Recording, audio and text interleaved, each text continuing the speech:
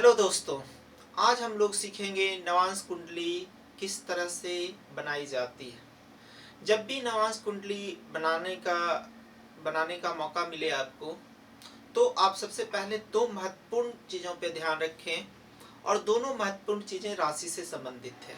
यानी राशि से संबंधित दो चीज़ों पे अगर आपने सही से प्रॉपर वे में काम किया तो नवांश कुंडली जो है विद इन 5 मिनट्स में आप बना लेंगे।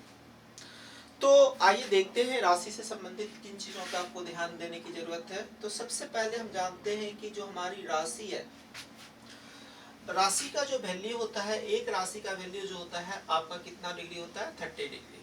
चूंकि हम नवांश तैयार कर रहे हैं तो नवांश में हमारा D9 है, डिविजनल चार्ट 9 है, तो हम 30 को क्या करेंगे, 9 से डिवाइड कर लेंगे। 9 से डिवाइड करने के जब हम करेंगे तो हमारा वैल्यू आएगा 3 डिग्री 20 मिनट। तो दोस्तों सबसे पहले आप क्या करेंगे, 3 डिग्री 20 मिनट का रेंज रखते हुए हम इसको 30 डिग्री को 9 पार्ट्स में हम डिवाइड कर लेंगे। तो आइए हम सबसे पहले इसको डिवाइड करते हैं। 1 2 3 4 5 6 7 8 9 पार्ट्स में आपने क्या किया, डिवाइड कर दिया। अब हम 0 से स्टार्ट करते हैं। 0 डिग्री से 3 डिग्री 20 मिनट, फिर हो गया 3 डिग्री 20 मिनट से 6 डिग्री 40 मिनट, फिर आएगा 6 डिग्री 40 मिनट से 10 डिग्री, 10 डिग्री से 13 डिग्री 20 मिनट, 13 डिग्री 20 मिनट से 16 डिग्री 40 मिनट,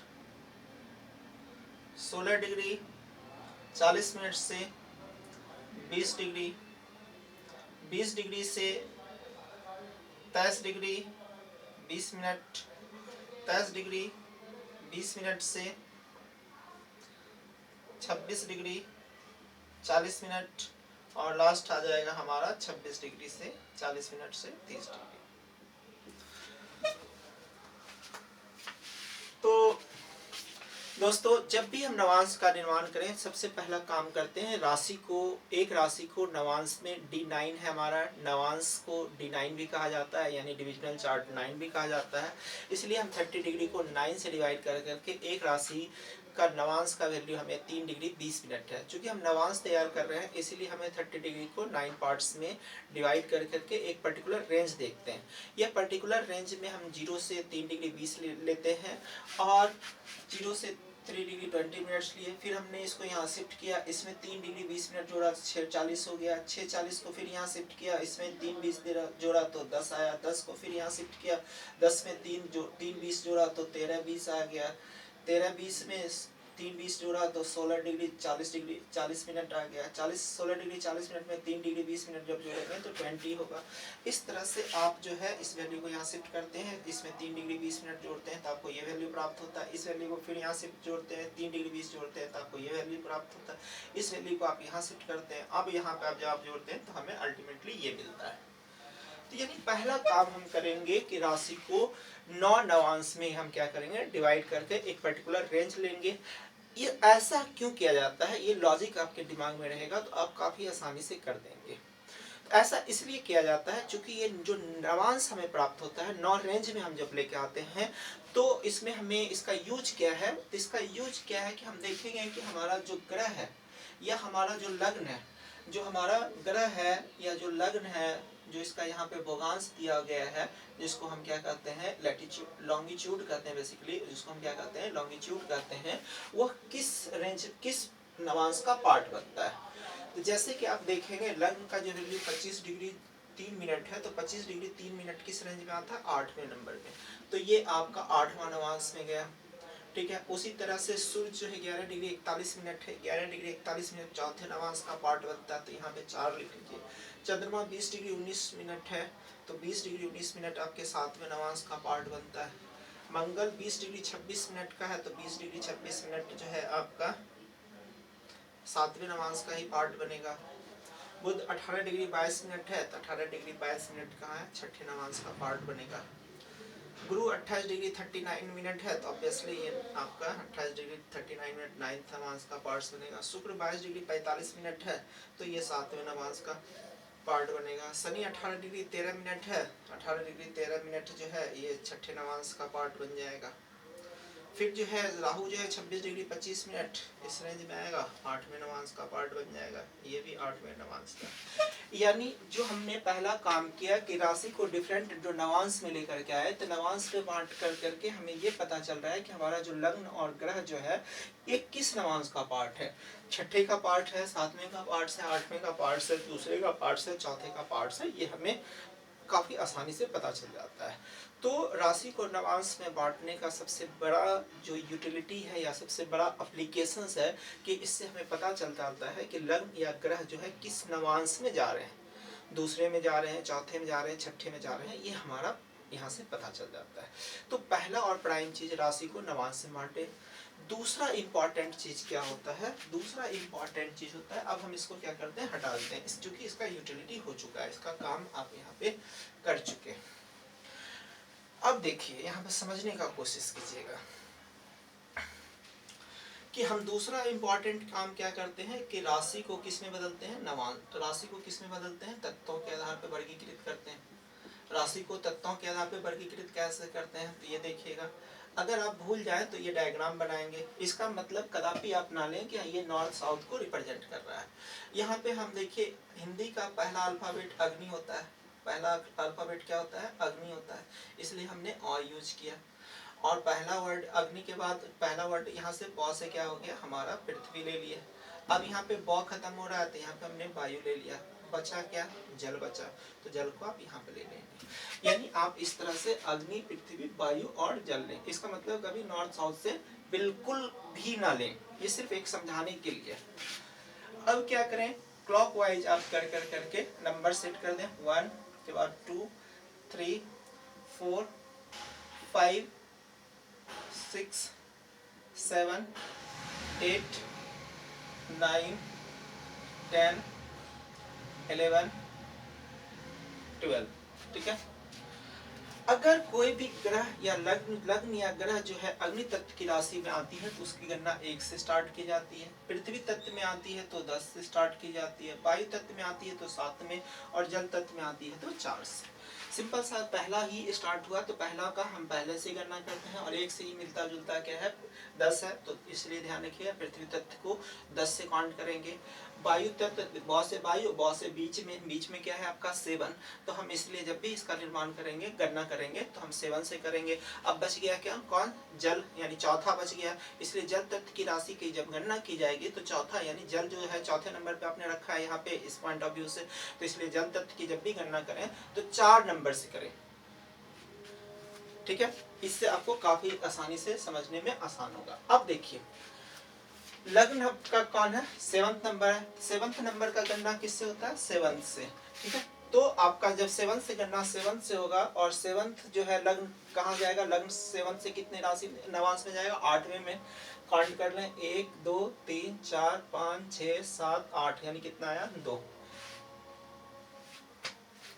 2 रख लिए, 3 4 5 6 7 8 9 10 11 12 1।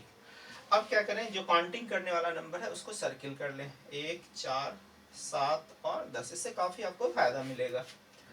अब देखिए हम इसको, अब पहला हमारा कौन है, राहु। राहु को देखिए, राहु कितने नंबर में बैठा हुआ है, 7th में, 7th का काउंटिंग 7 से होगा। 7 से हमें राहु कितने नंबर पे जाना है, 8 नंबर वाले पे जाना है, 1 2 3 4 5 6 7 8, यानी राहु यहाँ पे आ गया। राहु के जस्ट अपोजिट ही क्या होता है, केतु, यानी 2 तो आपके ऐसे ही होगा। फिर हम आ जाते हैं, ऐसे ही कीजिएगा, ज्यादा आसानी से आप समझ पाएंगे। शनि जो है 8 नंबर में है, 8 नंबर का काउंटिंग 4 से होता है, तो 4 पे काउंट रखिए। शनि को हमें कितने नंबर पे ले जाना है, तो शनि को छठे नंबर पे ले जाना है, 1 2 3 4 5 6, शनि कहाँ बैठ गया, इस हाउस में, ठीक है। अब आते हैं शनि के बाद केतु का तो हो चुका है, चंद्रमा का। चंद्रमा 1 नंबर में, 1 नंबर काउंटिंग 1 से ही होता है, वहाँ आप अपने समझ लिया है। तो चंद्रमा का हम बात करते हैं, चंद्रमा 7 नंबर पे जाएगा, 1 2 3 4 5 6 7, यानी चंद्रमा यहाँ पे आ गया। बुध जो है 6 नंबर पे जाएगा, 1 2 3 4 5 6, यहाँ पे आपका बुध आ गया।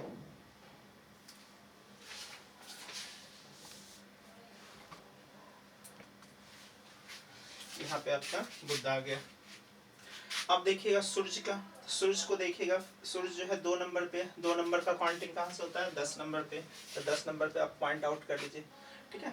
तो 10 नंबर से आपको सूर्य कितने नंबर पे जाना है, चौथा, 1 2 3 4, सूर्य को यहाँ पे रख लीजिए, ठीक है।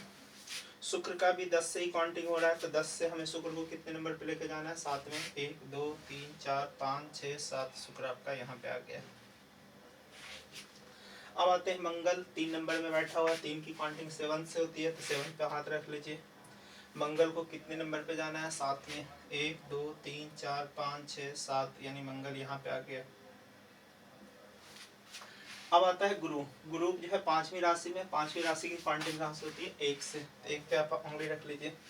और गुरु कौन से नंबर पे जाएगा, 9th नंबर में, 1 2 3 4 5 6 7 8 9, तो यहाँ पे क्या आ गया, गुरु हो गया। तो इस तरह से हमारा क्या तैयार हो गया, नवांश तैयार हो गया। दोस्तों काफी आसानी से आप देखें कि नवांश किस तरह से बनता है। तो सिंपल सा अगर हमने बात किया जाए समझने की पॉइंट ऑफ व्यू से, जस्ट रिव्यू करें, तो नवांश तैयार करना हमारे लिए काफी आसान सा है। नवांश तैयार करने के लिए सबसे पहले आपने क्या किया, राशि को नवांश में 9 पार्ट में बांट दिया गया। 9 पार्ट में बांटने के लिए हमने क्या किया, एक राशि का वैल्यू 30 डिग्री होता है, 30 को हमने क्या किया 9 से डिवाइड किया, तो हमारा वैल्यू 3 डिग्री 20 मिनट आया। 3 डिग्री 20 मिनट के रेंज को रख करके, चूंकि हम D9 बना रहे हैं, तो इसलिए हम 9 पार्ट्स में हम 3 डिग्री 20 मिनट को डिवाइड करते हुए 30 डिग्री तक पहुंचाएं। इसका यूटिलिटी क्या हो गया, जो हमारा लग्न और ग्रह है उससे हमें ये पता चलेगा वो किस नवांश का पार्ट है, ये आपका क्लियर हो जाएगा। फिर हम तत्वों के आधार पे जो है राशि का वर्गीकरण किए। पहला हमने अग्नि को रखा, अग्नि से ही जुड़ा हुआ है, अग्नि पहला वर्ड है तो हम अग्नि को लिखे, पहला से हम पृथ्वी को ले लिए। फिर हमारा जो है व खत्म हुआ तो हमने वायु को लिया, बच गया जल, तो जल लिए। पहला अग्नि तत्व में 159 आया, तो 159 में अगर कोई ग्रह होगा तो उसकी गणना 1 से करेंगे। दूसरा हमारे पास आया 2610, तो 2610 में अगर आएगा यानी पृथ्वी तत्व की राशि होगी तो उसकी गणना अपने 10 से करना है। फिर अगर हमारा वायु तत्व की है तो उसका वायु तत्व की राशियाँ हैं 3 7 11, वहाँ से आपने देख लिया, तो उसकी गणना आपने 7 से करना है। जल तत्व की राशि 4 8 12 है, तो उसकी गणना 4 से करेंगे, ये आपने समझ लिया। वायु तत्व की है तो वायु जो है व से वायु, व से बीच, बीच में 7 है, बच गया 4, 1 2 3 4, चौथा बच रहा है जल, तो जल तत्व की गणना किससे करेंगे, 4 से करेंगे। अगर आप इस तरह से करते हैं और फिर हम यहाँ पे जो है लग्न को जो है देखेंगे, लग्न कौन सा है, जो लग्न है 7, उसका काउंटिंग कहाँ से स्टार्ट होगा, वहाँ से काउंटिंग करने के बाद हम यहाँ से इसको रेंज लेते हैं, इस तरह से हम इसको लगातार काउंट करते चले जाते हैं और हमारा क्या प्राप्त हो जाता है, नवांश बन जाता है। इस तरह से दोस्तों आप काफ़ी आसानी से नवांश बना सकते हैं। आगे की इस जो सीरीज है उस सीरीज में हम कम से कम 3 से 4 एग्जाम्पल के माध्यम से आपको नवांश को ही सिखाएंगे, ताकि नवांश पे आपका एकदम परफेक्शन आ जाए। जब भी आपको जब तक कि कुंडली लग्न और भोगांश, लग्न और ग्रहों के भोगांश के साथ मिलेगा, विद इन 5 मिनट्स आप जो है उसका नवांश तैयार कर लेंगे, ठीक है। आप इस प्रोसेस को एक बार कॉपी पे नोट डाउन करके फिर प्रैक्टिस कीजिए।